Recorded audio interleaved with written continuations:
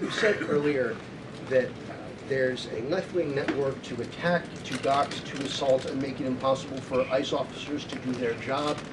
You told my colleague just now that there's an investigation going on into that network. Yep. So if everything that you say is true, how does being part of that network justify being shot?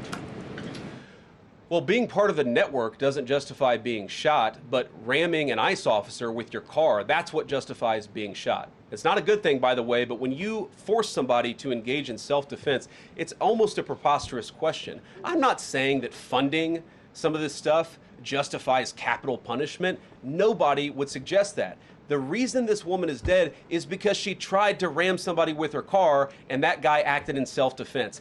That is why she lost her life, and that is the tragedy. Now, there may be other violations of the law and other penalties that are associated with those violations of the law. For example, if you are funding violence against our law enforcement officers, I'm not a prosecutor. My guess is that's not the sort of thing that earns capital punishment, but it should sure as hell earn you a few years in prison if you're funding the effort to try to assault our law enforcement officers.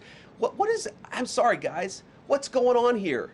You guys are meant to report the truth. How have you let yourself become agents of propaganda of a radical fringe that's making it harder for us to enforce our laws? You just asked me a question that presumed that the reason why this woman died is because she was engaged in legitimate protest. She tried to run somebody over with her car, and the guy defended himself when that happened. Next question. Look, if people want to say that we should have a legitimate debate about, what was she really doing, right? Was she panicking when she drove into this officer, or was she actually trying to ram him?